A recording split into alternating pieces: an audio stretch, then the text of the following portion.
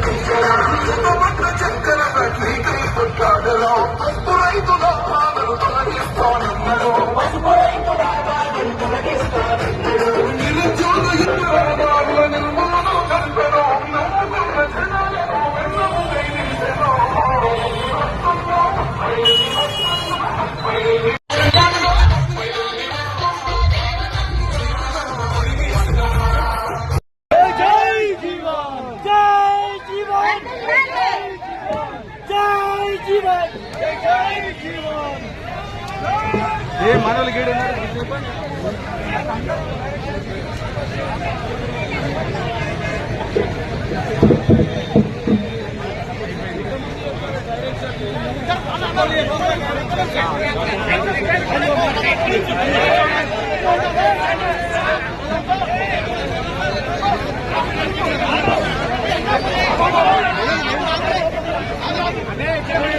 మనందరం అట్లాగే ఈ రోజు మనం ఒకటే ఒక విషయం మాట్లాడుకుందాం. జీవనన్న అనే ఒక వ్యక్తి ఎలా అంటాడో మనందరికీ తెలుసు. ఏం సంపాదించుకున్నాడు? కేవలం మనందరి ప్రేమ మాత్రమే సంపాదించుకున్నాడు. మరి అలాంటి ఒక వ్యక్తికి మనం ఏమిచ్చి రుణం తీర్చుకోవాలి? కేవలం ఓటు మాత్రమే. ఆయన సంపాదించుకున్న ప్రేమకి మనం ఇచ్చే బహుమతి కేవలం ఓటు మాత్రమే. దయచేసి మనందరం ఓటేసి 13వ తారీఖు నాడు జీవనంలో ఓటేసి మనందరం గెలిపించాలని ప్రతి ఒక్కరిని వేడుకుంటున్నాను. ఎందుకనంటే ఈ రోజు ఏ డెవలప్మెంట్ చూసుకున్నా అది జీవనన్నదే కాబట్టి మనందరం దయచేసి గుర్తించాలి. చాలా మంది వస్తారు, ఒకటే చెప్పారు, మేము ఒక్క పని చేస్తేనే చాలా చెప్పుకుంటారు. జీవనన్న గత 43 సంవత్సరాలుగా ఎన్ని డెవలప్ చేసినో ప్రతి ఒక్కరికి తెలుసు. ఇది అందరూ ప్రతి ఒక్కరు గుర్తు పెట్టుకొని మరి వచ్చే 13వ తారీఖు నాడు మనందరం జీవనన్న కోటేసి గెలిపించాలని ప్రతి ఒక్కరిని పేరు పేరున వేడుకోవడం జరుగుతుంది. జై కాంగ్రెస్, జై కాంగ్రెస్. జగిత్యాల జిల్లా వాసీలు గట్టిగా వస్తారు. మన పేరు, మన ఊరి పేరు ఢిల్లీలో మారుమోగుతుంది. దయచేసి అర్థం చేసుకోండి. ఇవాళ అందరం కూడా పార్టీలకు అతీతంగా ఇవాళ మీరు ఏ పార్టీలు ఉన్నారు దయచేసి అవన్నీ మర్చిపోండి. మా మాటలు గమనించండి ప్లీజ్. ఒక్కసారి మన స్థానికుడికి అవకాశం ఇద్దాం. ఇవాళ నిజామాబాద్ లో అరవింద్ ఉన్నాడు, ఇంకో గోవర్ధన్ ఉన్నాడు. వాళ్ళందరి దగ్గర పోవాలంటే 100 కిలోమీటర్లు పోవాలి. కానీ మన జీవనన్న మన ఇంటి పక్కకే ఉన్నాడు. మన సమస్యల పైన పోరాడతాడు. మనకు ఎక్కడ లేని జగిత్యాలకు మొత్తం డెవలప్మెంట్ తీసుకొస్తాడని నమ్మకం అయితే అందరికీ ఉన్నది. ఇవాళ నేను జీవనన్న గారితో ఇవాళ మొత్తం బీర్పూర్ అటు సైడ్ అంతా కూడా నేను ప్రచారంలో నేను కూడా ఉన్నా. అన్నెమ్మడ వాళ్ళందరూ కూడా మీరు నమ్మరు, ఆడవాళ్ళు మగవాళ్ళు అందరూ కన్నీళ్లు పెట్టుకుంటున్నారు. అయ్యో జీవనన్నకు అన్యాయం జరిగిపోయిందే, ఇవాళ జీవనన్న గెలిచుంటే ఒక పెద్ద పని వస్తుండే అని చాలా మంది బాధపడుతున్నారు. కానీ వాళ్ళందరూ కూడా మాకందరికి కూడా అక్కడ వాగ్దానం చేసిండ్రు. మేమందరం జీవనన్న మేము ఈసారి పోయినసారి కంటే ఈసారి మీకు ఖచ్చితంగా అధికంగా మెజారిటీ ఇస్తామని చెప్పిండ్రు. ఇవాళ జగిత్యాల టౌన్ వాళ్లకు నేను మరీ ప్రాధేయపడి మరీ చెప్తున్నా. ఇవాళ జగిత్యాల టౌన్ 1,20,000 ఓటున్నది. దయచేసి మీరందరు ప్రజానీకం ఇప్పుడు మీడియా ద్వారా చూస్తున్న వాళ్ళే కావచ్చు, ఇక్కడ వచ్చిన వాళ్ళది కావచ్చు, మీరు తమ ఇంటికి పోయినాక నిజంగా ఒక్కసారి ఆలోచన చేయండి. ఇవాళ మన ఇంట్లో ఒక పెద్ద నాయకుడు డెవలప్ అవుతుంటే మనందరం కూడా సంతోషిస్తాం. మన ఇంటిల్ని పాది మొత్తం తిరుగుతాం.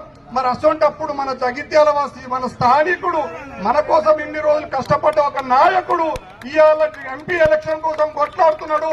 మనం అందరం కలిసి ఆయనకు చేయితోనిద్దామా వద్దా? చేయితోనిద్దామా? చేయితోనిద్దామా? మరి అదే బీజేపీ వాళ్ళు ఇవాళ నేను ఒక బీసీ బిడ్డను, నేను ఒకటే చెప్పదలుచుకున్నా, బడుగు బలహీన వర్గాలకు రిజర్వేషన్ ఎత్తేస్తామని బీజేపీ చెప్తున్నది. మాకు 400 మెజారిటీ ఇండ్రి మేము రాజ్యాంగ సవరణ చేస్తాం, అంబేద్కర్ ని మైమర్పించేటట్టు చేస్తామంటున్నారు. మరి మేమందరం ఒప్పుకోమని విచిత్రంగా మాట్లాడుతున్నారు వాళ్ళందరూ. మేము బీసీ బడుగు బలహీన వర్గాలు, మైనారిటీలు, ఎస్సీలు, ఎస్టీలు, మేమందరం కూడా రాహుల్ గాంధీ పక్షాన ఉంటాం. ఎందుకు ఉంటామంటే ఆయన కులగణన చేస్తా అంటుండు. కులగణన చేసి మనకు బడుగు బలహీన వర్గాలకు, ఎస్సీ, ఎస్టీ, మైనారిటీలందరినీ కూడా హక్కున చేర్చుకొని ఆర్థికంగా మనను బలోపరిచితం అంటున్నాడు. మరి అసొంటి నాయకులకు ఓటేద్దామా లేదా పూర్తిగా రాజ్యాంగాన్నే మొత్తం మాయమర్పించేటట్టుగా మన రిజర్వేషన్ ఎత్తేస్తామంటున్నాడు. ఆయన నమ్ముకుందామా?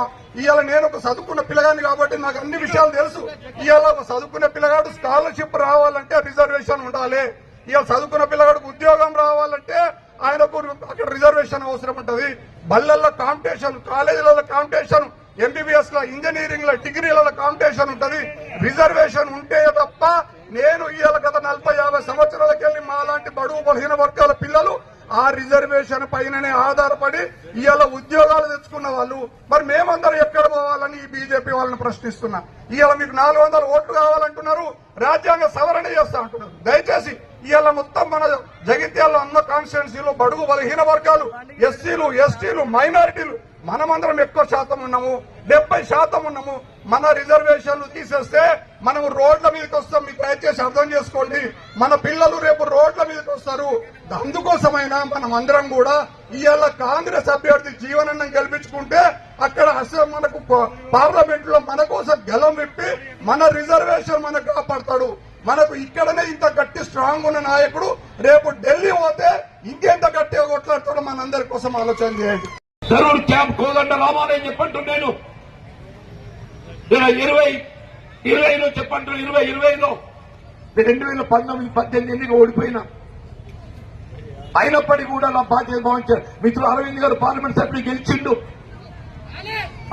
ఆ స్థలం ఏదైతుందో అన్యాయక్రాంతం చేయడానికి ఏదైతుందో భూ కబ్జాలు ప్రయత్నం చేస్తుంటే నేను స్వయంగా జిల్లా కలెక్టర్ గారికి కంప్లైంట్ చేయడంతో పాటుగా జిల్లా ఎస్పీ గారికి కంప్లైంట్ చేయడంతో పాటుగా జై శ్రీరామ్ జై హనుమాన్ అని చెప్పని కోదండరామని ఆస్తుని కాపాడింది ఈ జీవన్ రెడ్డి అని చెప్పంటున్నాను. దయచేసి ఆలోచించండి చెప్పంటున్నా.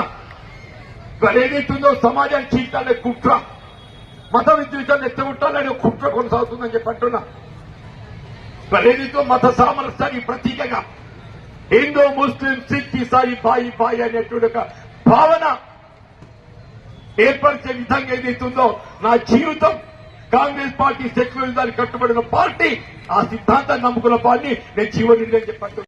ఎమ్మెల్యే గెలవడంతో ఏదైతుందో యావత్ గ్రామీణ ప్రాంతాన్ని విద్యుత్ సౌకర్యం కల్పించాలనే భావనతోని విద్యుత్ సౌకర్యం లేని ప్రతి పల్లె విద్యుత్ సౌకర్యం కల్పించడం జరిగిందని చెప్పి అంటున్నా. జగిత్యాల ప్రాంతంలో లో వోల్టేజ్ సమస్య లేకుండా చూడాలని చెప్పని 132 kV సబ్ స్టేషన్ ఏర్పాటు చేసుకున్నామని చెప్పి అంటున్నాను. జగిత్యాల ప్రాంతంలో వీళ్ళ రవాణా సౌకర్యం లేకుండా ప్రయాణికులు ఏదైతే కోట్ల బస్ డిపో ఉండనే మీకు తెలుసో తెలియదో, జగిత్యాల బస్ డిపో లేకుండే అటువంటి దినమానాలని చెప్పంటున్నాను. ఎమ్మెల్యే గెలవడంతో మొట్టమొదటి చేసిన పని సాధారణ ప్రజానీకానికి రవాణా సౌకర్యం బస్ సౌకర్యం కల్పి చేయాలని చెప్పి జగిత్యాలలో ఆర్టీసీ బస్ డిపో ఏర్పాటు చేసిన 1983లో అని చెప్పని మనం చేస్తామని చెప్పంటున్నాను. వాళ్ళు ఎవరైనా మాట్లాడవచ్చు జీవన్ రెడ్డి ఏం చేసిందని చెప్పని. నేనేం చేసిన అనేది కన్నుని చూసినోని కనబడుతుంది. ఇవాళ ఏదైతుందో కన్ను మూసుకొని ఏం చేసినాడు ఎవరిని కనబడని చెప్పంటున్నాను. ఇవాళ ఏదైతుందో జగిత్యాల పట్టణానికి ఉన్నటువంటి ఒక ఏకైక అభివృద్ధి మార్గం దరూర్ క్యాంప్ అంటున్నాను. దరూర్ క్యాంప్ స్థలం అన్యాక్రాంతం కాకుండా కంచెగాడ చేను కావలి ఉన్నట్టు అని చెప్పంటున్నా. చేనుగాడ నేను ఏది కావలి ఉన్నట్టు అని చెప్పంటున్నాను. ఒక అర అంగుళం కూడా బయట పోకుండా దరూర్ క్యాంప్ స్థలం కాపాడటంతో వీళ్ళ ప్రభుత్వ కార్యాలయాలు ఏర్పాటు చేసుకోవడానికి జగిత్యాల జిల్లా కేంద్రంగా ప్రకటింపబడడంతో ఏదైతుందో జిల్లా కార్యాలయ సముదాయం ఏదైతుందో జగిత్యాల నడి బొడ్డు మీద మనం ఏర్పాటు చేసుకున్నామని చెప్పి అంటున్నా. అదే మీరు సిరిసిల్ల పోండి, అదే సిద్దిపేట పోండి, అదే నిజామాబాద్ పోండి, మీరు ఎక్కడికి పోండి అని చెప్పంటున్నా. కలెక్టర్ కార్యాలయం 4 కిలోమీటర్ల దూరాలు ఉందని చెప్పంటున్నా. కేవలం జగిత్యాల మాత్రం ఏదైతుందో జగిత్యాల నడి బొడ్డు మీద వీళ్ళ జిల్లా కలెక్టర్ సముదాయాన్ని ఏర్పాటు చేసుకున్నాం. అది ఏదైతుందో దరూర్ క్యాంప్ స్థలం మన శ్రీరామ్ సాగర్ ప్రాజెక్టు ఆరంభంలో ఏదైతుందో సేకరించిన స్థలం ఏదైతుందో నేను కంచెకాడ కావాలన్నట్టు ఉండడంతో ఆ స్థలాన్ని కాపాడుకున్నామని చెప్పండి. ఒక దశలో మా పాత్రికేయ సోదరులు కూడా నా మీద కోపం పెట్టుకున్నారు. అది అన్యాక్రాంతం కావడం దాన్ని ఆపలేమనే భావనతో నేను అట్టి పెట్టని చెప్పంటున్నాను. ఇవాళ ప్రభుత్వ ఆసుపత్రులు కానివ్వండి, ప్రభుత్వ కళాశాలలు కానివ్వండి, జిల్లా ఎస్పీ కార్యాలయం కానివ్వండి, విద్యుత్ కార్యాలయం కానివ్వండి, సబ్ రిజిస్ట్రార్ కార్యాలయం కానివ్వండి, ప్రభుత్వ కార్యాలయాలు అన్ని కూడా దరూర్ క్యాంప్ లో ఏర్పాటు చేసుకునే అవకాశం లభించిందని చెప్పంటే నాకున్నటువంటి ఒక ఏకైక లక్ష్యం ప్రభుత్వ ఆస్తుల కాపాటు నా బాధ్యత భావించాలని చెప్పంట. దేవాదాయ ఆస్తులు అక్రమం అన్యాక్రాంతం కాకుండా చూడాలనే భావనతో ఏదైతుందో ఇలా విద్యానగర్ ఎడ్లంగట్లో ఉన్నట్టుగా రామాలయ స్థలం ఏదైతుందో అది అన్యాక్రాంతం కబ్జా గురిగా చేసే ప్రయత్నం చేస్తే నేను చెప్పంటున్నా, నేను అడ్డుగా నిలబడి ఇవాళ అయోధ్య రామ మందిరాన్ని తలపించే విధంగా ఏదైతుందో భక్తులు స్వయంగా ఇలా రామాలయం నిర్మాణం చేసుకోవడం జరిగిందని చెప్పంటే ఆ స్థలాన్ని కాపాడని చెప్పంటున్నా. దేవుడంటే కేవలం మాటల్లో కాదైనా చేతుల్లో ఉండాలని చెప్పంటున్నా, చేతుల్లో ఉండాలని చెప్పంటున్నా. మన రేవంత్ రెడ్డి గారు చక్కటి మాట చెప్పిండే, దేవుడు గుళ్ళో ఉండాలి, భక్తి గుండెల్లో ఉండాలని చెప్పండి. దరూర్ క్యాంప్ కోదండ రామాలయం చెప్పంటున్నాను. 2020లో చెప్పంటు 2020లో 2019-18 ఎన్నిక ఓడిపోయినా అయినప్పటికీ కూడా నా బాధ్యత భావించారు. మిత్రులు అరవింద్ గారు పార్లమెంట్ సభ్యులు గెలిచిండు. ఆ స్థలం ఏదైతుందో అన్యాయక్రాంతం చేయడానికి ఏదైతుందో భూ కబ్జాలు ప్రయత్నం చేస్తుంటే నేను స్వయంగా జిల్లా కలెక్టర్ గారికి కంప్లైంట్ చేయడంతో పాటుగా జిల్లా ఎస్పీ గారికి కంప్లైంట్ చేయడంతో పాటుగా జై శ్రీరామ్ జై హనుమాన్ అని చెప్పని కోదండరామని ఆస్తుని కాపాడింది ఈ జీవన్ రెడ్డి అని చెప్పంటున్నాను. దయచేసి ఆలోచించండి చెప్పంటున్నా. మరి ఏదైతుందో సమాజాన్ని చీల్చాలనే కుట్ర, మత విద్యుత్తాన్ని ఎత్తగొట్టాలనే కుట్ర కొనసాగుతుందని చెప్పంటున్నా. మరి ఏదైతే మత సామరస్యానికి ప్రతీకగా హిందూ ముస్లిం సిక్ ఇసాయి బాయి బాయి అనేటువంటి ఒక భావన ఏర్పరిచే విధంగా ఏదైతుందో నా జీవితం కాంగ్రెస్ పార్టీ సెక్యులరిజానికి కట్టుబడిన పార్టీ, ఆ సిద్ధాంతాన్ని నమ్ముకున్న పార్టీ నేను జీవన్ రెడ్డి అని చెప్పంటున్నా. ఎవడైతే ప్రభుత్వ ఆస్తులపై కన్నేస్తాడో, ఎవడైతే దేవాలయాల ఆస్తులపై కన్నేస్తాడో వాడిని నా జీవితం ఉన్నంత వరకు ఏదైతుందో వాడిని అడుగు పెట్టని అని చెప్పని ఈనాడు ఈ నడి గడ్డ గెలవడం ఓడడం అదృష్టమయ్యా. ఒకటి చెప్తున్నా, నేను ప్రజా జీవితం ఉన్నంత కాలం చెప్పంటూ నేను ప్రజా ఆస్తుల పరిరక్షణ నా ప్రధాన బాధ్యత. ప్రార్థనా మందిరాల రక్షణ నా బాధ్యత అని చెప్పండి. అదే మతమైన కాని అని చెప్పంటున్నా. అది నా బాధ్యత భావిస్తాను చెప్పట్టు నేను. ఇవాళ ఏదైతున్నదో మరి రాజకీయంగా అన్ని చాలా మాటలు మాట్లాడతారా అభివృద్ధి గురించి. ఇవాళ ఏదైతే నిజామాబాద్ పోయింది ప్రచార కార్యక్రమంలో భాగంగా నాకు ఆశ్చర్యం వేసిందే. జగిత్యాల ఒకనాడు డివిజన్ కేంద్రం, కేవలం డివిజన్ కేంద్రం ఉన్ననాడు ఏదైతుందో మిత్రుడు రాజశేఖర్ గారితో అనుకున్న సాన్నిధ్యంతో నన్ను పార్లమెంట్ పోటీ చేయాలని చెప్పంటే నాకు జగిత్యాల జేఎన్టీ కళాశాల కావాలని చెప్పని వీళ్ళ కొండగట్టులో జేఎన్టీ కళాశాల ఏర్పాటు చేపించిన ఘనత అది కాంగ్రెస్ పార్టీ జీవన్ రెడ్డి అని చెప్పంటుంది. వ్యవసాయ కళాశాల కేవలం రైతాంగానికి ఏదైతుందో వ్యవసాయ సూచనలు సలహాలు ఇవ్వడానికి దోహదపడుతుంది, ఉపయోగపడుతుందో భావనతో ఏదైతుందో జగిత్యాలు ఉన్నట్టుగా పాలిటెక్నిక్ కళాశాలను డిగ్రీ కళాశాలగా దాన్ని అప్గ్రేడ్ చేసి వీళ్ళ పురాతన వ్యవసాయ కళాశాలను ఏదైతుందో రూపొందింప చేసింది మీ అందరి యొక్క దయతోని జీవన్ రెడ్డి అని చెప్పంటున్నాను.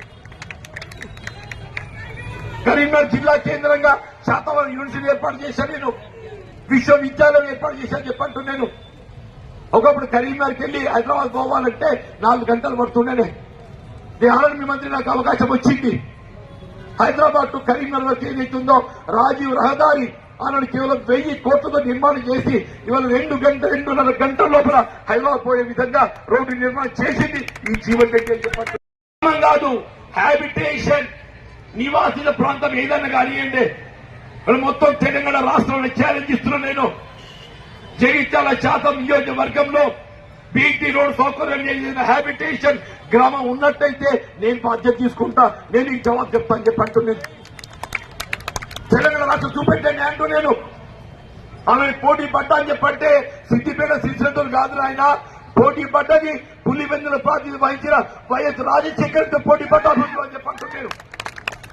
ఈనాడు కూడా నా పోటీ ఏదైతుందో ఈయనతో కాదయా. నా పోటీ పడడం జరిగితే ముఖ్యమంత్రి స్థాయి నాయకుడితో పోటీ పడతా, ముఖ్యమంత్రి స్థాయి నాయకుడితో పోటీ పడతా అని చెప్పంటున్నా. రేవంత్ రెడ్డి గారు నా మిత్రుడు, ఆయనకు అభివృద్ధిలో కలిసి ముఖ్యమంత్రి అయిండు. కానీ అభివృద్ధిలో చెప్పంటున్నా కోడంగల్ మించి అభివృద్ధి నేను చరిత్ర చూపెట్టడం నా లక్ష్యం అని చెప్పంటున్నా. ఆ విధంగా పనిచేయాలన్నాయా. అలా జగిత్యాల మహిళా డిగ్రీ కళాశాల ఆడపిల్లలు చదువుకోవడానికి కొరకు ఏది ఇస్తుందో విద్యా సౌకర్యాలు కల్పింపజేయాలని చెప్పని జగిత్యాల మహిళా డిగ్రీ కళాశాల ఏర్పాటు చేసినమే. మీరు ఆశ్చర్యపోతారు, నిజామాబాద్ ఇవ్వాలని కూడా మహిళా డిగ్రీ కళాశాల లేదు ప్రభుత్వ పరంగా. నిజామాబాద్ ఇప్పటికి కూడా సాంకేతిక ఇంజనీరింగ్ కళాశాల అనేది ఇప్పటికి చెప్పంటుంది. నిజామాబాద్ తరఖీ హువా బోలేతో ఈ నిజామాబాద్ అభివృద్ధి జరిగిందంటే కేవలం 2014 వరకు ఉమ్మడి రాష్ట్రంలో కాంగ్రెస్ ప్రభుత్వ హయాంలో చేపట్టబడ్డ అభివృద్ధి తప్ప 2014 తదుపరి రాష్ట్రంలో టీఆర్ఎస్ ప్రభుత్వమే కానివ్వండి, పార్లమెంట్ కవితమ్మ గారు ప్రాతినిధ్యం వహించడమే కానివ్వండి, మా మిత్రులు అరవింద్ గారు ప్రాతినిధ్యం వహించినప్పుడు కానీ ఒక్క అభివృద్ధికి జీరో శూన్యం. జగన్ వాళ్ళు ఓటాడుతున్నట్టు ఆశ్చర్యం కలుగుతున్నాయని చెప్పంటున్నా. అరవింద్ గారు ఏదిస్తుందో పసుపోటు ముచ్చట చెప్తాడు. రైతాంగానికి సంబంధించి పసుపోటు ఏర్పాటు చేస్తే బాండ్ రాసిచ్చిందే. ఎక్కడ పసుపోటు అని చెప్పంటే కొద్దిగా ఈసారి ఎలక్షన్ ఏర్పాటు చేస్తా అని చెప్పంటున్నా. ఒకసారి ఎన్నిక గడిచిపోయింది, 5 ఏళ్ళు గడిచింది. పదమూడు ఎక్కడ ఏర్పాటు చేయాలని చెప్పంటే మొన్న అమిత్ షా గారు పేర్కొంటుండ్రు. నేను నిజామాబాద్ కేంద్రాన్ని ఏర్పాటు చేస్తా అంటున్నాడు. నువ్వు చేసినోడు అయితే చేస్తాను పదవి ఎందుకు వస్తుంది? అబుకు ఏర్పాటు చేయలేకపోయినావు కాబట్టి చేస్తాను పదవి వస్తుందని చెప్పంటున్నాడు. చక్కెర కర్మాగారం 100 రోజులు తెరుస్తా అని చెప్పానడే. ఇవన్నీ సన్నాయి నొక్కుతున్నాడు. చక్కెర కర్మాగారం ప్రభుత్వ పరంగా ప్రారంభం చేయడం సాధ్యం కాదు. నీ సహకార రంగంలో దాన్ని ప్రారంభింపజేస్తా అని చెప్పంటుండే. సహకార రంగం నువ్వెందుకు చేసేది? కేసీఆర్ అని చెప్తా అని చెప్పాడు. మాకు కావాల్సిన చక్కెర కర్మాగారం ప్రభుత్వ పరంగా అది పునఃప్రారంభం చేయడం కాంగ్రెస్ పార్టీ బాధ్యత, లక్ష్యం అని చెప్పంటున్నాను. దానికి కట్టుబడిందని చెప్పంటున్నాను. దానికి కట్టుబడిందని చెప్పంటున్నా. మిత్రుడు రేవంత్ రెడ్డి గారు బోధన్ అట్లాగే మెట్మెంట్ షుగర్ కర్మాగారాలు ఆరంభం చేయడానికి కమిటీ వేయడమే కాదు, దానికి కావాల్సిన దీన్ని కూడా కేటాయింపు చేసిండు. బ్యాంకు చెల్లించాల్సిన ఒక అప్పు 1 టైం సెటిల్మెంట్ కింద దాని బ్యాంకులో ఒప్పించి మొదటి విడతగా 43 కోట్లు విడుదల చేసి చక్కెర కర్మాగారం ప్రారంభానికి ఏదైతుందో పాట వేసి ఆరంభం చేసిందని చెప్పండి. మాటలే కాదు చేతలే కావాలని చెప్పట్టు నేను. ఇవాళ ఏదైతుందో రైతాంగానికి తోడు నిలబడే విధంగా యావత్ ఉత్తర తెలంగాణ ప్రాంతంలోనే అతిపెద్ద మామిడి మార్కెట్ జగిత్యాల కేంద్రంగా చలిగలు ఏర్పాటు చేశారని చెప్పంటున్నా. దయచేసి గమనించండి చెప్పంటున్నాను. జగిత్యాల గ్రామాన ఎక్కడ విద్యుత్ లోబడి సమస్య ఉండకూడదని చెప్పని 20 33 కేవీ సబ్సిడీలు ఏర్పాటు చేసిందని చెప్పంటున్నాను. గిడవోని మోతలు ఏర్పాటు చేసింది, మోతలు ఏర్పాటు చేసిన, తిప్పలపేట ఏర్పాటు చేసిన, లక్ష్మీపూర్ ఏర్పాటు చేసిన, కళ్యాణ్ ఏర్పాటు చేసిన, నీకు ఎన్ని చెప్పంటున్నాను. చెలిగలు ఏర్పాటు చేసిన, టిఆర్ నగర్ ఏర్పాటు చేసిన, ఎన్ని చెప్పాలని చెప్పంటున్నాను. పని చేయాలని సంకల్పం ఉండాలని చెప్పంటున్నాను. అభివృద్ధిలో మనకెవరు సాటి కాదు, మన అభివృద్ధి మనకెవరు సాటి కాదు. గెలవడం మన అదృష్టమే. పోయిన మీద గెలుస్తా అనుకున్నా, నా అదృష్టం నన్ను చిన్న చూపు చూసింది. ఇలా పెద్ద పెద్దలు వాళ్ళ నోట్ల కట్టలు పట్టుకొని ఏదైతుందో వాళ్ళతో తట్టుకునే శక్తి నాకు లేదు. మిగతాలు కూడా చెప్తున్నాను, ఈ పెద్ద పెట్టుబడిదారు తట్టుకునే శక్తి నాకు లేదని చెప్పట్టు. మొన్నటి ఎన్నికల్లో ఇదే టీఆర్ఎస్ బీజేపీ కుట్రపూరితంగా ఎక్కడైనా అధికార పార్టీకి వ్యతిరేకంగా ఉండే ఒక ఓటు ఏదైతుందో చీలితే ప్రతిపక్ష పార్టీకి నష్టమైంది. ఒక కుట్రపూరితంగా భారతీయ జనతా పార్టీ అభ్యర్థి తెరపై తెచ్చి అంతకుముందు ఎన్నికలు 4,000 వస్తే 40,000 వచ్చే విధంగా కుట్ర చేసి కాంగ్రెస్ ఓడకూడదనే ఒక భావనతో ఏదైతుందో దాని ఫలితం గెలవచ్చు కాక చెప్పంటున్నాను. కానీ నైతిక గెలుపు జీవన్ రెడ్డి అని చెప్పడం నైతిక గెలుపు. మళ్ళీ అదే కుట్ర కొనసాగుతుంది. మొన్నటి ఎన్నికల్లో బీజేపీ ఏ విధంగా టీఆర్ఎస్ గెలుపు తోడ్పడ్డదో ఈ ఎన్నికల్లో అదే మళ్ళీ టీఆర్ఎస్ పార్టీ బీజేపీ గెలుపు తోడ్పడుతుందని చెప్పండి. దయచేసి సోదరులందరూ కూడా టీఆర్ఎస్ కనుమరుగవుతుంది. గతంలో టీఆర్ఎస్ సంబంధించినటువంటి ఒక ఓటు ఏదైతుందో దయచేసి మతతత్వ పార్టీ అయినట్టుగా భారతీయ జనతా పార్టీ గెలవకూడదు భావనతోని సెక్యులర్ పార్టీగా భావించే కాంగ్రెస్ పార్టీ అభ్యర్థి అయినట్టుగా జీవన్ రెడ్డికి మద్దతు తెలపాలని కోరుతుందని చెప్పండి. నేను అదృష్టం కొద్దీ రాష్ట్రంలో కాంగ్రెస్ ప్రభుత్వం ఉన్నది. ప్రభుత్వ పరంగా అమలు చేస్తానని పెట్టే ఏ కార్యక్రమం అయినా కానీ చేయగలిగే అవకాశం ఏదైతుందో అధికార పార్టీ మాత్రమే ఉంటుందని చెప్పండి. ఇవాళ ఏదైతుందో దేవుని దేవల్ల మీ అభిమానంతో రేపు పార్లమెంట్ ఎంపీ కావడం ఈ ప్రాంతానికి కావాల్సిన సౌకర్యాలు కేంద్ర ప్రభుత్వం చెప్పంటున్నాను. రేపు దేశంలో ఇండియా కూటమి అధికారి రాబోతుంది, రాహుల్ గాంధీ గారు ప్రధానమంత్రి కాబోతుందని చెప్పంటున్నారు. జగిత్యాల జిల్లా కేంద్రమై 8 సంవత్సరాలు గడుతుందా? మిత్రుడు మధు యాసి గారు పార్లమెంట్ సభ్యులు ఉండగా నిజామాబాద్ లో పాస్పోర్ట్ కార్యాలయం ఏర్పాటు చేసి, పొన్నం ప్రభాకర్ గారు కరీంనగర్ పాస్పోర్ట్ కార్యాలయం ఏర్పాటు చేసిండు. జగిత్యాల జిల్లా కేంద్రం ఏర్పాటు కాబట్టి 8 సంవత్సరాలు గడుతున్నాయా? మా మిత్రుడు అరవింద్ గారికి ఏదైతుందో ఇక్కడి నుండి గల్ దుబాయ్ మస్కట్ అనేక మంది నిరుద్యోగ యువత ఏదైతుందో ఉపాధి నిమిత్తం బయటకు పోతుంటారు. వాళ్ళ పాస్పోర్ట్ కల్పింపజేయడానికి జగిత్యాలలో పాస్పోర్ట్ కార్యాలయం ఏర్పాటు చేయడం బాధ్యత నీపై లేకుండా అడుగుతున్నాను. ఇవాళ నేను చెప్తున్నా, నేను 6 మాసాల కాలంలో జగిత్యాల కేంద్రంగా పాస్పోర్ట్ కార్యాలయాన్ని ఏర్పాటు చేయడం, ఇక్కడి విదేశాలు పోయేటువంటి ఒక యువతకు తోడ్పడడం ఆ బాధ్యత అని చెప్పండి. బీడీ కార్మికులు ఉన్నారా, ఆడబిడ్డలు పాపం ఎండపట్టడం పోక నీడపట్టడం బీడీలు చేస్తారు. వాళ్ళ ప్రావిడెంట్ ఫండ్ కార్యాలయం కావాలి. వీళ్ళ కేంద్రంతో భారతీయ జనతా పార్టీ బీడీ పరిశ్రమను ఒక ఆదాయ మార్గం ఎంచుకుంటుంది. కానీ కాంగ్రెస్ పార్టీ అట్లా కాదు. మా బీడీలు చేసి ఆడబిడ్డకు అండగా ఉండే విధంగా చెప్పండి. నేను ఏ విధమైన ఆంక్షలు లేకుండా, కట్ ఆఫ్ డేట్ లేకుండా వారికి పెన్షన్ సభ్యులు కల్పింప చేయడమే కాదు, జగిత్యాల కేంద్రంగా ఈపీఎఫ్ ప్రావిడెంట్ కార్యాలయాన్ని నేను 6 మాసాల్లో ఏర్పాటు చేయబోతున్నా. 6 మాసాల్లో చెప్పట్టున్నాను. ఈఎస్ఐ ఆసుపత్రి, బీడీ కార్మికులు ఉపయోగపడే విధంగా ఈఎస్ఐ ఆసుపత్రి. నేను అడుగుతున్న అరవింద్ గారికి ఏదైతుందో, నువ్వు 5 ఏళ్ళు పార్లమెంట్ సభ్యుడు ఉన్నవా? జగిత్యాల కూడా పార్లమెంట్ పర్సన్ నిజామాబాద్, జగిత్యాలలో పాస్పోర్ట్ కార్యాలయం ఏర్పాటు చేయాలి, తలప నీకు రావాలి కదా. జగిత్యాల ఈపీఎఫ్ కార్యాలయం ఏర్పాటు చేయాలి, తలప నీకు రావాలి కదా. జగిత్యాల ఈఎస్ఐ ఆసుపత్రి ఏర్పాటు చేయాలి, తలప నీకు రావాలి కదా. ఇవాళ మాట్లాడుతూ సన్నాయి నొక్కులు నా మళ్ళొక్కసారి అవకాశం ఇవ్వండి, నేను చేస్తా అని చెప్పాను. ఈ సాధారణానికి ఇచ్చిన కాడికి ఈ కార్యాలయం ఏదైతుందో ఏర్పాటు చేసే బాధ్యత నేను తీసుకుంటున్నా, జీవన్ రెడ్డి తీసుకుంటున్నా చెప్పండి. మూర్తి మనకు ఆదర్శం, శ్రీరామచంద్ర ప్రభు మనకు ఆదర్శమూర్తి.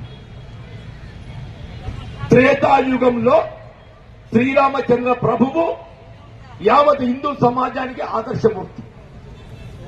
కలియుగంలో శ్రీరామచంద్ర ప్రభువుకు ఇవాళ వెంకటేశ్వర స్వామి అని చెప్పంటుంది. కరీంనగర్ దాకా తిరుపతి రైలు వస్తుంది, జగిత్యాల రావద్దానే. తిరుపతి రైలు ఏదైతుందో ఆ హిందూ సమాజం సోదరుల ఆడబిడ్డలు ఏదైతుందో తిరుపతి దేవుని దర్శించుకోవాలని భావిస్తున్నారమ్మా. తిరుపతి దేవుని దర్శించుకోవాలంటే కరీంనగర్ పోయి రైలు ఎక్కాలి, లేకుంటే బస్సులో పోవాలి. కరీంనగర్ దాకా వస్తున్న తిరుపతి రైలు నిజామాబాద్ పొడిగిస్తే మన జగిత్యాల నుండి మన తిరుపతి పోయి తిరుమలేశ్వరుని ఎక్కడ చూస్తాం దర్శించుకునే అవకాశం లభిస్తుంది కదా తల్లి. మనతో కూడా కోర్టులో ఉన్నది, మోర్తాడు ఉన్నది, మెట్టిపల్లి ఉన్నది. కాబట్టి ఇచ్చేతో జాంకారీ ఉన్నా చాహియే. పైపెచ్చి ఏదైతుందో శ్రీరామచంద్ర ప్రభు అంటాడు. శ్రీరామచంద్ర ప్రభు మాటల్లో కాదురా నాయన, చేతుల్లో కావాలి. తండ్రి మాట జమదాటని ఆదర్శమూర్తి ఎవరు అంటే శ్రీరామచంద్ర ప్రభు అని చెప్పంటున్నా. అన్నదమ్ముల ఆదర్శానికి ఎవరు అంటే శ్రీరామచంద్ర ప్రభు అని చెప్పంటున్నాడు. ఏకపత్ని వ్రతుడు ఎవరు అని చెప్పంటే శ్రీరామచంద్ర ప్రభు అని చెప్పంటున్నా. పాలనలో ప్రజాభిప్రాయాన్ని గౌరవించింది ఎవరు అని చెప్పంటే శ్రీరామచంద్ర ప్రభు అని చెప్పంటున్నా. మీ మోడీ గారు ఎప్పుడైనా ప్రజాభిప్రాయం విన్నాడే? ఎప్పుడైనా मन की बात अंटाడు. उनकी मन की बात सुनाने की कोशिश करते, मगर आवाम की मन की बात कभी भी सुनने की कोशिश करे क्या बोल पूछना चाहता हूं मैं. వాళ్ళని గ్రహించాలి. ఒక ప్రజాప్రతినిధిగా చట్టసభకి ఎంపిక అయినటువంటి ఒక ప్రతినిధి ఏం చేయాలి? ప్రజాభిప్రాయాన్ని, ప్రజా సమస్యలను మీ ద్వారా నేను తెలుసుకునే ప్రయత్నం చేయాలి. ఎందుకంటే భారత ప్రధాని మోడీ గారు ఏదైతున్నదో భారతదేశ ప్రజల మనోభావాలను తెలుగులో ప్రయత్నం చేశాడే? కనీసం పత్రికా సమావేశం ఏర్పాటు చేశాడే? ఏమైనా मन की बात అని చెప్పంటాడు, జాతీయత అంటాడు. మీకు ఎక్కడైతే జాతీయత? ఈ జాతి కోసం ఏదైతుందో ప్రాణాలు త్యాగం చేసిన చరిత్ర ఇవాళ ఇందిరాగాంధీది అని చెప్పంటున్నా. ఈ దేశం కొరకు ప్రాణాలు త్యాగం చేసిన చరిత్ర ఇందిరాగాంధీ అని చెప్పంటున్నా. నేను ఇవాళ ఏమనంటే మత విద్వాసం రెచ్చగొట్టు మీద పాకిస్తాన్ అంటాడే. పాకిస్తాన్ యుద్ధం చేసింది ఎవడే? నువ్వు చేసినవా? పాకిస్తాన్ యుద్ధం ప్రకటించి 1971లో పాకిస్తాన్ మెడల్ వంచింది ఎవరో అని చెప్పంటే కాంగ్రెస్ పార్టీ స్వర్గీయ ఇందిరాగాంధీ అని చెప్పంటున్నా.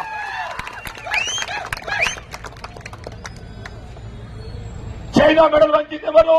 1967 1967లో చైనా పై యుద్ధం ప్రకటించి చైనా మెడల్ వచ్చింది ఎవరు?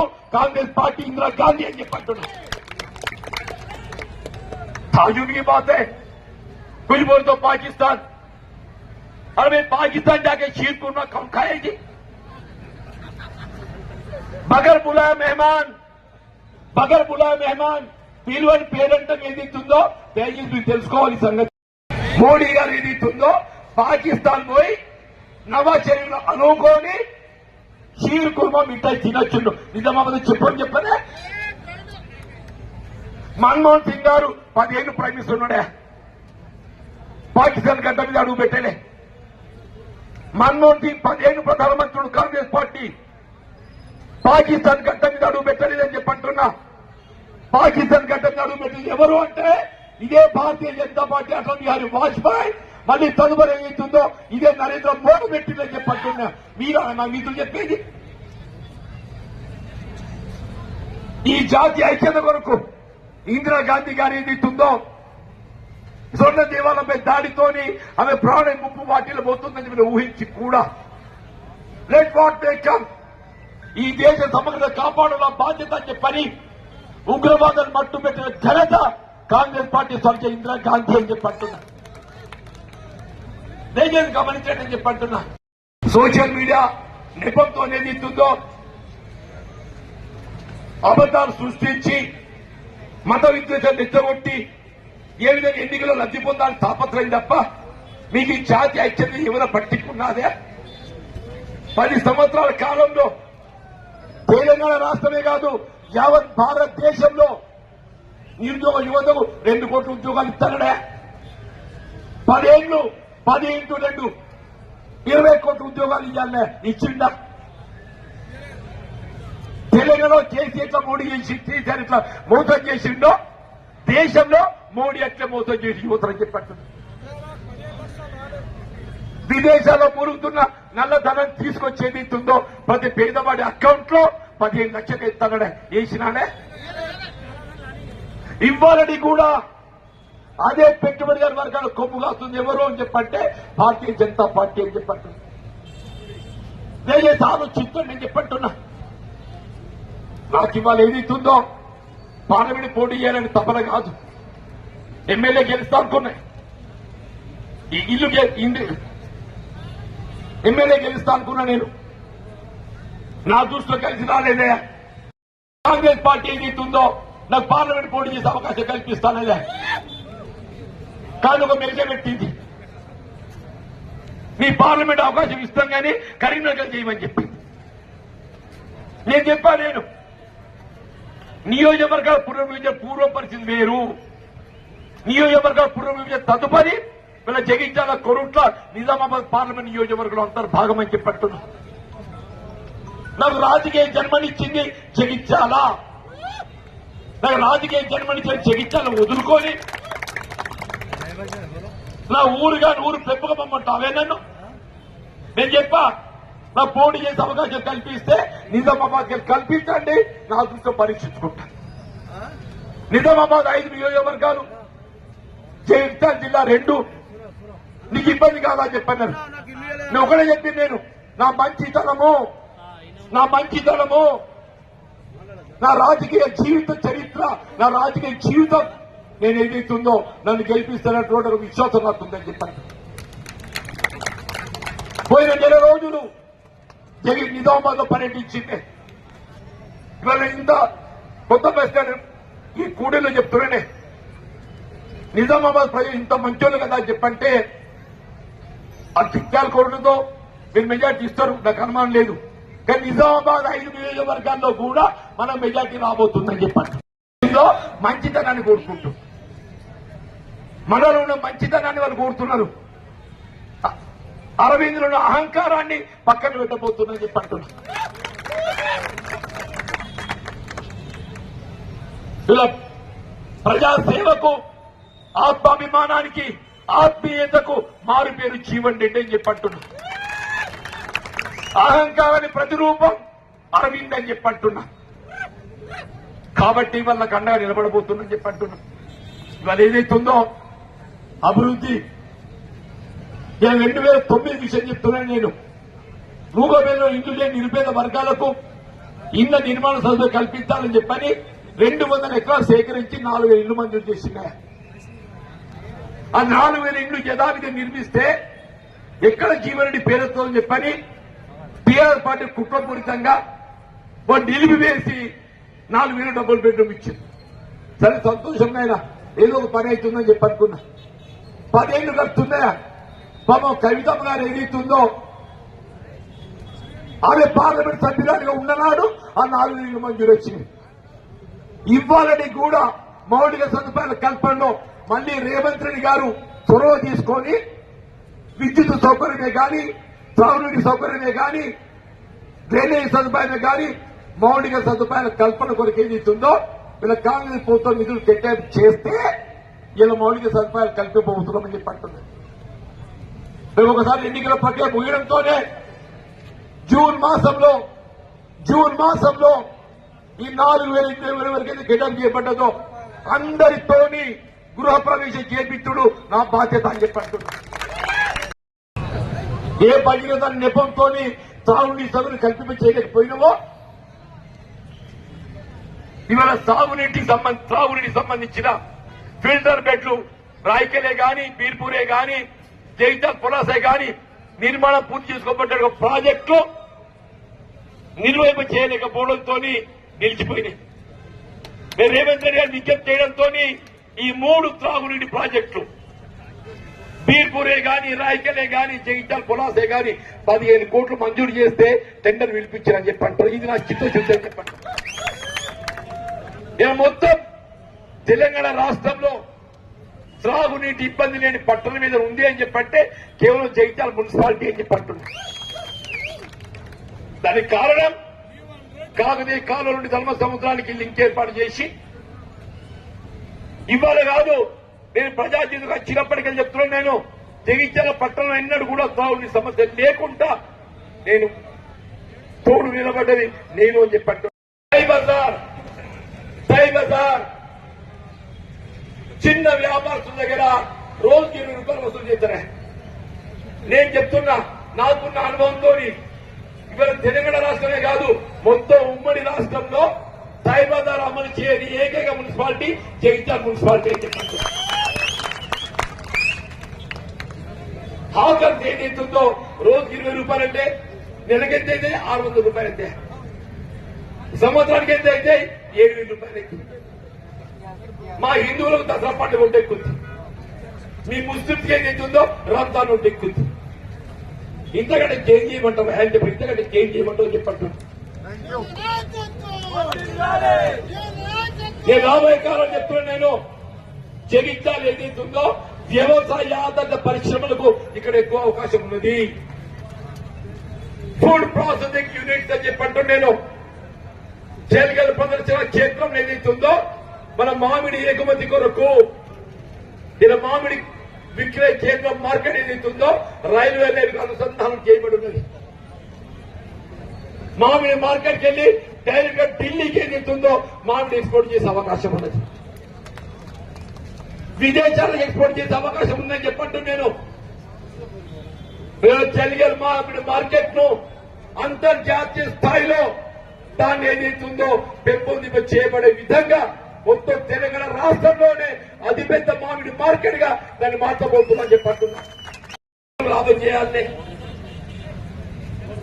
మా వ్యాపారస్తులు లాభం చేయాలి. మామిడి పరిశోధన కేంద్రం అని చెప్పంటున్నా. ఇలా మామిడి ఏమైపోయింది, భూమిలో ఇలా తేమ శాతం పెరిగి మన మామిడికి చీడొస్తున్నది, పంట దిగుబడి తగ్గిపోయింది. నాకు 4 ఏళ్ల కింద 20 లక్షలు వస్తున్నాయి, 10 లక్షలకి ఇచ్చేసింది. అంటే 4 ఏళ్ల తర్వాత 10 లక్షలు నష్టపడియాను. జగిత్యాల కేంద్రంగా మామిడి పరిశోధన కేంద్రం ఏర్పాటుతో పాటుగా హార్టికల్చర్ కాలేజ్ ఇక్కడ ఏర్పాటు చేయబోతున్నా. హార్టికల్చర్ కళాశాల చెప్పంటున్నా. పని చేయాలని సంకల్పం ఉండాలని నేను చెప్పంటున్నా. చిత్రం ఏంటంటే మీరు ఆశ్చర్యపోతారు, నిజామాబాద్ వచ్చే ముంబై రైలే కరీంనగర్ పొడిగించబడ్డదే. జగిత్యాల జిల్లా కేంద్రం హాల్టింగ్ లేదు. మా ఎంపీ సాబు తెలుసో తెలియదు మరి రైల్వే స్టేషన్ అంటే ఆర్టీసీ బస్ పొడిగించుకున్నట్టే. నేను చెప్తున్నా, దేవుని దేవుల పార్లమెంట్ గెలవడము నెల రోజుల లోపల లింగంపేట జగిత్యాల ఏదైతుందో ముంబై రైలు హాల్టింగ్ పెట్టిస్తా అని చెప్పి అంటున్నా.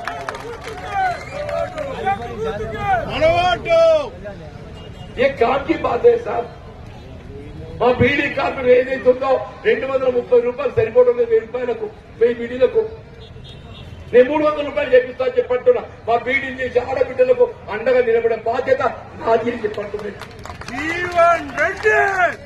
మా గల్ఫ్ కార్మికులు ఏదైతుందో గల్ఫ్ కార్మిక సంఖ్య బోర్డు అని చెప్పంటున్నాను. దయచేసి ఏదైతుందో నేను మిమ్మల్ని నమ్ముకొని ప్రజా జీవితంలో కొనసాగుతున్నా. ఎక్కడ కానీ చెప్తా, జయించాలని జీవన్ రెడ్డి జయించానే. మీకు నాపై ఉండే అభిమానంతో ఇలా పార్లమెంట్ పోటీ చేస్తున్నా. నన్ను ఆదుకొని హక్కులు చేసుకునేటువంటి ఒక బాధ్యత మీది అని చెప్పంటున్నా. నేను ఆపదున్న తల్లి అని చెప్పంటున్నా. ఆపదలను ఆదుకోవడం ఆడబిడ్డ లక్ష్యం అని చెప్పంటున్నా. నన్ను ఆదుకోండి అబ్బా, నన్ను ఆదుకోండి అని చెప్పంటున్నా. మొన్న ఎమ్మెల్యే ఎన్నికప్పుడు ఏదైతుందో ఇదే బీజేపీ టీఆర్ఎస్ కుట్రతో నేను ఓడిపోవడం జరిగింది. ఇలా కుట్రలు ఛేదించే విధంగా నేను ఆడబిడ్డలు అండగొడుతున్నా, యువత అండగొడుతున్నా అని చెప్పంటున్నా. ఏ ఆడబిడ్డ గాని ఆపదుంటే ఏం చేస్తారు? తల్లి గారింటికి వస్తారు. నిజమాబద్దమ్మా? నిన్నటి దాకా నిజామాబాద్ ప్రచారం చేసినమ్మా. నేను ఆఖరి జగిత్యాల నా తల్లి గారి ఇల్లు అని చెప్పంటున్నా. నా తల్లి గారి ఇంటికి వచ్చిన మా ఆడబిడ్డల దగ్గరికి వచ్చి నన్ను ఆదుకోండి అని చెప్పంటున్నా. జగిత్యాల గౌరవాన్ని నిలబెట్టబోయేది కేవలం జీవనుడి మాత్రమే అని చెప్పంటున్నా. ఇలా తెలంగాణ రాష్ట్రమే కాదు, ఉమ్మడి రాష్ట్రంలో జగిత్యాల జీవన్ రెడ్డి జగిత్యాలుగా గుర్తింపు తెచ్చాడు నేను చెప్పండి. నేనేం చెప్తున్నా, నేను దేవుని దేవుల పార్లమెంట్ గెలవడము ఢిల్లీ ఎర్రకోట జెండా ఎగరేస్తా, ఢిల్లీ ఎర్రకోట జెండా ఎగరేస్తా అని చెప్పంటున్నా. రాహుల్ గాంధీ గారి నేతృత్వంలో రాహుల్ గాంధీ గారు ప్రధానమంత్రిగా వారి జెండా ఎగరవేయబోతున్నారని చెప్పని నేను మనం చెప్పండి. ఇవాళ సమాజంలో అత్యంత నిరుపేద వర్గాలు ఎవరే? దళితులు, ఎస్సీ ఎస్టీలు. తర్వాత ఎవరు? బలహీన వర్గాలు. ఈ భారతదేశంలో స్వాతంత్రానంతరం దళితులు, ఎస్సీ ఎస్టీలకే గాని బలహీన వర్గాలు రిజర్వేషన్ సౌకర్యం కల్పించింది ఏకైక పార్టీ కాంగ్రెస్ పార్టీ మాత్రమే చెప్పంటుంది. నేను బీజేపీ అడగదలుచుకున్నా, మీరు 10 ఏళ్లే రాజ్యం చేయబట్టి ఎస్సీ ఎస్టీలకే గాని మా బలహీన వర్గాలకే గాని ఒక 60% రిజర్వేషన్ పెంచినారే? 60% అంటున్నా, 60% పెంచిందా అని చెప్పంటున్నాను. 1990లో బీపీ సింగ్ గారు ప్రధానమంత్రిగా ఎప్పుడుగా మండల్ కమిషన్ నివేదిక మంచి తలబెట్టిండో ఇదే భారతీయ జనతా పార్టీ కుట్రపూర్తిగా మద్దతు ఉపసంహరించుకొని రిజర్వేషన్ అమలు నిలిపివేసినట్టు. మళ్లీ 93లో 1993లో కాంగ్రెస్ ప్రభుత్వం హయాంలో ఏదైతుందో బలహీన వర్గాలకు ఓబీసీ రిజర్వేషన్ 27% కల్పించిన ఘనత కాంగ్రెస్ పార్టీ అని చెప్పండి. దేశంలో ఎస్సీ ఎస్టీ ఓబీసీ 49% అమలవుతుంది. ఎస్సీలకు 15%, ఎస్టీలకు 7.5%, బలహీన వర్గాలకు ఓబీసీలకు 27%. ఈ 49% కల్పించింది ఎవరు? కేవలం కాంగ్రెస్ పార్టీ మాత్రమే. నేను భారతీయ జనతా పార్టీ నాయన అడగదలుచుకున్నా. నేను నువ్వు 10 ఏళ్ళు రాజ్యం చేస్తున్నావు కదా నాయన, నీ బలహీన వర్గాలు కనబడలేదే? మన విద్యా ఉద్యోగాలలో ప్రభుత్వం ఇయ్యాలి తరపు నీకు రాకూడదే? ఇలా రాహుల్ గాంధీ గారు చెప్తున్నాను, ఇలా ముస్లింలకు కూడా రిజర్వేషన్ సౌకర్యం, మతపరమైన రిజర్వేషన్ కాదు. ఇది ఏదైతున్నదో కేవలం సామాజిక వెనుకబడతలకు గురవుతున్న వారికి మాత్రమే రిజర్వేషన్ చెప్పండి. కాంగ్రెస్ పార్టీ ఏ వర్గమే గాని, హిందూ, ముస్లిం, సిక్, ఇసాయి ఎవరే గాని సామాజిక వెనుకబడతలకు గురవుతున్న వారికి మాత్రమే రిజర్వేషన్ సౌకర్యం కల్పించింది. కానీ భారతీయ జనతా పార్టీ ఆ విధంగా కాదు. భారతీయ జనతా పార్టీ సామాజిక వెనుకబడతలను పరిగణలోకి తీసుకోకుండా 10% రిజర్వేషన్ కల్పింప చేయడానికి రాజ్యాంగాన్ని సవరించిందా? కాంగ్రెస్ పార్టీ సామాజిక వెనుకబడతానని పరిగణలోకి తీసుకుంటుంది. భారతీయ జనతా పార్టీ సామాజిక వెనుకబడతానని పరిగణలోకి తీసుకోకుండా రిజర్వేషన్ అమలు చేసి నిలబెట్టేది బీజేపీ అని చెప్పండి. దయచేసి గమనించండి అని చెప్పండి. దయచేసి నేను ఏం చెప్తున్నదో ప్రభుత్వం అమలు చేసి నిలబెట్టే సంక్షేమ కార్యక్రమం ఎవరిని కార్యక్రమాలు చెప్పండి. అవన్నీ కల్పింపజేయడం నా బాధ్యత అని చెప్పండి. రేషన్ కార్డులయా 10 ఏళ్ళు ఒక రేషన్ కార్డు వచ్చినదే. ఆజ్ మై బోల్ రहा हूं, మీకు దసర లోపల రేషన్ కార్డు లేని వాళ్ళు ఎవరు ఉన్నాయి, ఎంతమంది ఉండని వాళ్ళకి అందరూ రేషన్ కార్డు ఇప్పించే బాధ్యత నాదే చెప్పండి. ప్రభుత్వం అమలు చేసి నిలబెట్టే సంక్షేమ కార్యక్రమం ఏదైనా కానీ రేషన్ కార్డు కొలతబద్ద, ఆ రేషన్ కార్డు ఇప్పించే బాధ్యత నాది అని చెప్పంటున్నా. ఇల్లు లేని ఎవరు ఇలా డబుల్ బెడ్రూమే కాదు, అంత ముందారం ఇండే కాదు, ఇంకా ఎంత మంది ఉన్నా గానీ మొత్తం నియోజకవర్గం జగిత్యాల్లో ఇల్లు లేని వాళ్ళందరినీ ఏడాది లోపల అందరికీ ఇల్లు మంజూరు చేపించి అన్ని ఇల్లు నిర్మాణం చేపట్టే బాధ్యత నాది అని చెప్పండి. దయచేసి నాకు అండగా నిలబడ్డాయా? నేను ఉంటిగానే అయిపోయినా, 96లో కూడా పరిస్థితి ఇస్తే ఉండే. అలా టీడీపీ ఏదైతే ఉందో ఇప్పుడు జీవన ఎట్లకెంతో చూస్తా అని చెప్పని అది పట్టుబట్టి ఇంతో ప్రకటించింది. ఇవాళ కూడా ఇదే భారతీయ జనతా పార్టీ నా మీద కుట్ర చేస్తుందని చెప్పంటున్నాడు. నేను తప్పు చేసిందే? బలహీన వర్గాలకు బీసీలకు అనుకూలంగా మాట్లాడు తప్పానే? మహిళలు ఆడబిడ్డలకు అనుకూలంగా మాట్లాడు తప్పానే? మా ఎస్టీలకు అనుకూలంగా మాట్లాడు తప్పానే? జగిత్యాల నిజామాబాద్ అభివృద్ధితో పాటుగా తెలంగాణ అభివృద్ధి గురించి మాట్లాడవు తప్పానే అంటున్నాను. ఎందుకు రా మీది కక్ష అని చెప్పంటున్నాను. ఇవాళ జగిత్యాలతో పాటుగా ఈ నిజామాబాద్ నియోజకవర్గ ప్రజల అండదండ నాకున్నంత వరకు ఎటువంటి కుట్రలు మీరు ఎన్ని చేసినా నా గెలుపులు ఎవరు అడ్డుకోలేరని చెప్పని ఈయన మనం చేస్తామని చెప్పండి. చేసి నాకు అండగా నిలవండి. నేను అలసిపోయినా ప్రజాజనం వచ్చిన 30 ఏళ్ళు ఉండనే ఇలా 73 ఏళ్ళు అయినాయి. మొన్నటి ఎన్నిక గెలవకున్నా గానీ పార్లమెంట్ ఎన్నిక పోరాటం చేస్తా, పోటీ చేస్తా చెప్పని ధైర్యంతో ముందుకొచ్చాను మీ అండదండలతో. కానీ ఈ ఎన్నిక చేదార్తే తట్టుకునే శక్తి నాకు లేదంటున్నాను. ఈ ఎన్నిక చేదార్తే తట్టుకునే శక్తి నాకు లేదన్నా అని చెప్పంటున్నాను. దయచేసి ఇవాళ మీరు పెట్టిన మొక్క ఇది జగిత్యాల వాస్తవ్యులు మీరు పెట్టిన మొక్క ఇలా వృక్షమైంది, 10 మందికి నీడిస్తుందని చెప్పంటున్నా. ఈ చెట్టుకు నీరు పోసి 10 మంది నీడలు ఇచ్చారు. ఒక చెట్టును కాపాడే బాధ్యత మా జగిత్యాల నియోజకవర్గ ప్రజానీకపై ఉందని చెప్పని సవినయ కోరుతుందని చెప్పంటున్నా. ఎక్కడికి వేరే జగిత్యాల పేరు చెప్పుకుంటా,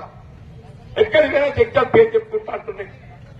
దయచేసి మరి మీరందరూ అండగా ఉండాలి. మరి పొద్దుటికెళ్ళా 14 గంటలు అవుతుంది.